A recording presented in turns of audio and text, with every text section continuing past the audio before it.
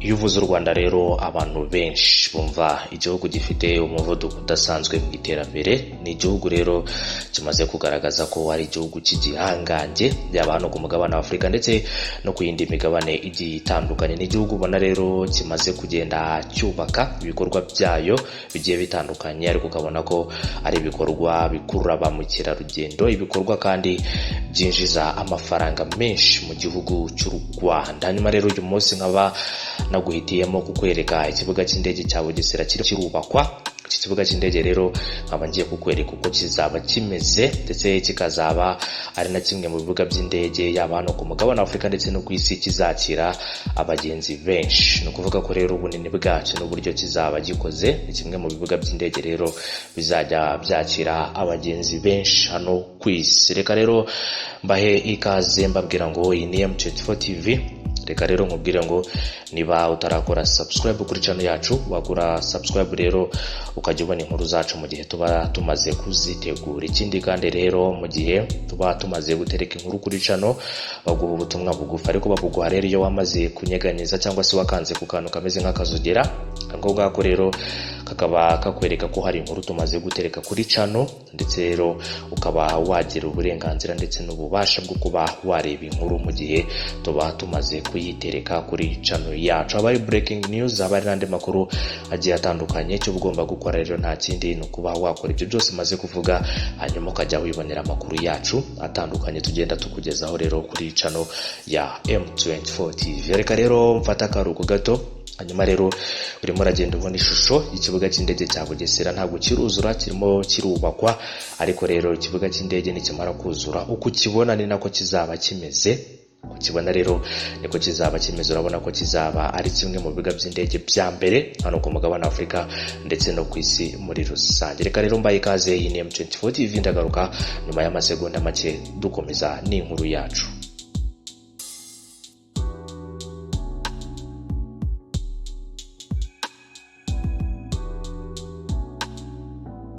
Mu mwaka ushize rero nibwo byatangajwe ko igishushanyo mbonera cy'ikibuga cy'indege mpuzamahanga cya Bugesera cyavuguruwe, hagamijwe kucyagura, kongera rero ubwiza bwacyo ndetse no kuvugurura imyubakire hagendewe ku biranga ibibuga mpuzamahanga bigezwe. Icyemezo rero cyo gusubiramo igishushanyo mbonera cy'iki kibuga cy'indege cyatangajwe na Perezida Paul Kagame mu kiganiro yagiranye n'abanyamakuru ku itariki 14 Ukuboza umwaka wa 2018. Muri Nzeri rero 2016 nibwo u Rwanda rwasinyanye amasezerano na sosiyete y'ubwubatsi yo muri Portugal yitwa Moto Enchir bayikonsiriya ko Afrika kugira ngo rero izubake icyo kibuga. Ubwubatsi rero bw'icyo kibuga bwari bwashinzwe mu byiciro bigera kuri bitatu. Akaba rero icya mbere cyagombaga gutwara miliyoni 118 z'amadolari y'Amerika. Byari biteganyijwe ko rero kizaba cyuzuye mu Kuboza umwaka wa 2019. Nyuma rero icyo cyiciro hagombaga gukurikiraho ibikorwa byo kwagura, ahamaze gukorwa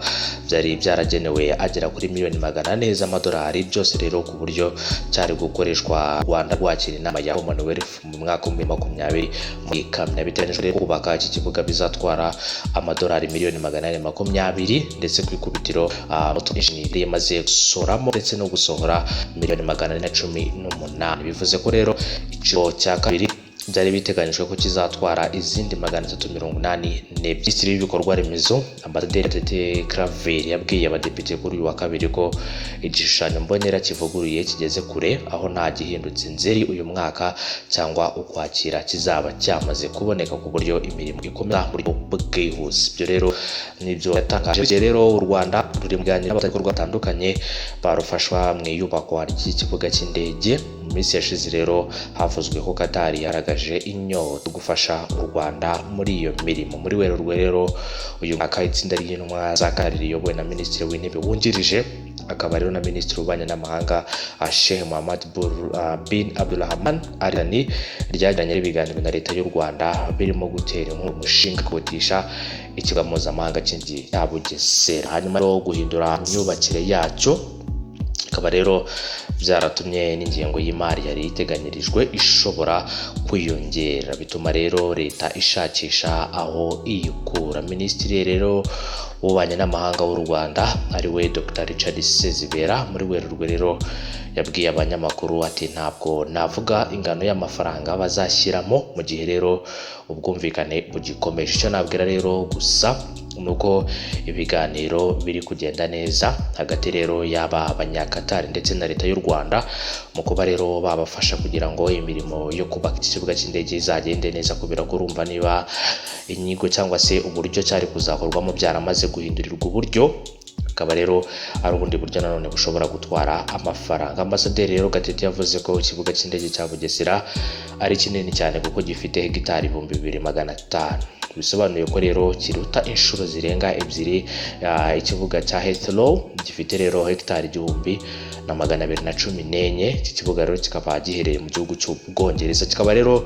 kiri mu byakira abagenzi benshi ku isi, aho yavuze ko ubunini bwacyo buzafasha rero u Rwanda mu myaka myinshi iri imbere. Ati rero ntabwo dushaka ngo dupfushe ubutaka ubusa, turashaka rero kubikora mu buryo bwa kinyamwuga, bitaba rero nk'ibindi bibuga by'indege mubona hano ku rwego rwa Afurika, ariko nanone twigereranya n'ibindi bibuga by'indege hose ku isi. Ibyo rero nibyo ambasaderi Claver Gatete yagiye atangaza, avuga rero ku mirimo yo kubaka iki kibuga cy'indege, avuga ko rero kitaba nk'ibindi bibuga byose byano ku mugabane wa Afurika, ndetse ariko nanone bakagikora bagereranyije n'ibindi bibuga by'indege hose ku isi, ibibuga rero mpuzamahanga ndetse bikaba n'ibibuga byakira abantu benshi. Yavuze ko rero ibyo ari byo byatumye hafatwa umwanya uhagije kugira ngo hakorwe ibishushanyo mbonera rero bifatika, aho muri gahunda bizaba byabonetse muri uku kwezi kwa 9, binarenzeho rero ngo byarengaho gatoya. Yakomeje agira ati icyo gihe niturangiza tuzajya dukora amasaha 28 kuri 28 24/7. Ati murabona ko rero akazi ntabwo kihutaga cyane, dore ko hari ibintu batari bemerewe gukora kubera ko twasubiye mu bishushanyo bimwe. Akazi rero bakoraga nagasanzwe, ariko noneho bizaba byagutse kugira ngo gikorwe vuba bishoboka. Ku rundi ruhande rero hari gukorwa ibikorwa remezo rero bizafasha iki kibuga, harimo imihanda icyerekezaho nk'uzava rero kuri pariki y'Akagera ukigeraho, ndetse n'indi mihanda izaba igishamikiyeho, mu buryo rero bwo kuba hari indi mihanda myinshi yubakwa, ikaba yaba ari imihanda ishobora kuba yafasha abagera kuri iki kibuga cy'indege mu buryo bwihuse. Mu magambo ye rero ati twateganyije n'undi muhanda uzava Masaka ugakomeza ukagera ku kibuga cy'indege, kugira ngo rero hageze ikibazo cyangwa se hagize ikiba ku muhanda umwe tuzabe dufite n'undi. Ibyo byose rero birateganyijwe kandi n'amafaranga arahari. Ambasaderi Claver Gatete rero yavuze ko iki kibuga kizajya kurangira ibintu byose biri mu buryo, nkaho amashanyarazi aturuka kuri Nyiramugengeri azaba yagezeyo avuye mu cyerekezo cya Mamba, Rwabusoro, Bugesera ndetse na Gahanga. Ati rero hari n'undi muyoboro uva ku mupaka wacu wa Rusumo, ku buryo nta kibazo cy'amashanyarazi kizaba gihari. Ikibazo rero cy'amazi nta kizaba gihari, ikitumanaho nacyo nuko no kuvuga ko rero imyiteguro yose irahari ku buryo tubona ikibuga kigezwe. Muri Gicurasi rero imirimo yo kubaka ikibuga mpuzamahanga cy'indege cya Bugesera yari igeze hafi kuri 27%. Inyigo rero ya mbere yari yakozwe yateganyaga ko kizafungura gifite ubushobozi bwo kwakira abantu 1,700,000 ku mwaka. Cyakuzura rero hakubakwa ibindi byiciro kugeza kigeze ubushobozi bwo kwakira abantu 5,000,000 ku mwaka z'abagenzi. Urumva ko rero ni abantu batari bakeya rero bazajya bagenderera ndetse bakanagenda kuri iki kibuga. Muri rusange rero igice cy'inyubako cy'ikibuga cyanganaga na metero kare 13,000 cyangwa se cyari cyarateganyirijwe inyubako 8 arizo inzu z'abagenzi, ahagurirwa amafunguro ndetse n'ibindi, inzu yo kurwanya inkongi iya polisi y'umutwe ushinzwe kurwanya iterabwoba, umunara, inzu y'imizigo, inzu y'abatunganya ikibuga ndetse n'ibindi. Hari kandi inzu z'abagenzi ari byo twita terminals, aho bazajya rero bahererwa serivisi zose, yaba kugenzura imizigo, umutekano ndetse n'ibindi. Inyubako rero ikindi kandi wamenya ikaba hazaba rero hari inyubako ibanziriza izindi ari cyo twita basement, izaba rero irimo buryo bwo kugenzura imizigo, amaduka ndetse n'ibindi. Gushinda cyangwa se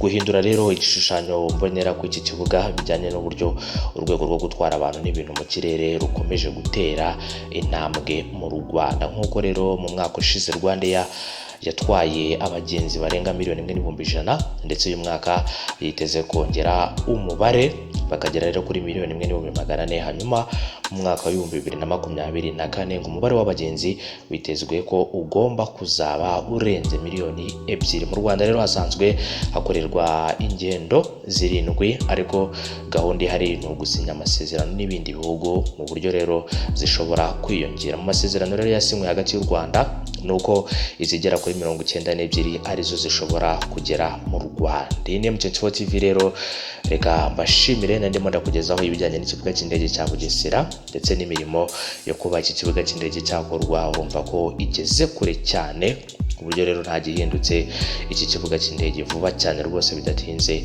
Bamwe muri mwebwe mwifuza kujya mukora ingendo mu bindi bihugu ndetse n'abandi bose basura u Rwanda bakazagenda bakoresha iki kibuga cy'indege mpuzamahanga cya Bugesera. Reka mbashimire rero, mbifurize gukomeza kugira ibihe byiza. Iyi ni M24 TV. Reka nkubwire ngo niba utarakora subscribe wakora subscribe, hanyuma ukajya ubona inkuru zacu mu gihe ziba zimaze gusohoka. Ikindi kandi rero, niba utarakanda kukazogera, uyu ni umwanya wo kugira ngo unyeganyeze akazogera, hanyuma rero ujye ubona inkuru zacu mu gihe tuba tumaze kuzitereka kuri channel ndetse twanaziteguye. Reka rero mbashimiye, mbifurize kugira ibihe byiza naho mu nkuru zacu zindi zitaha.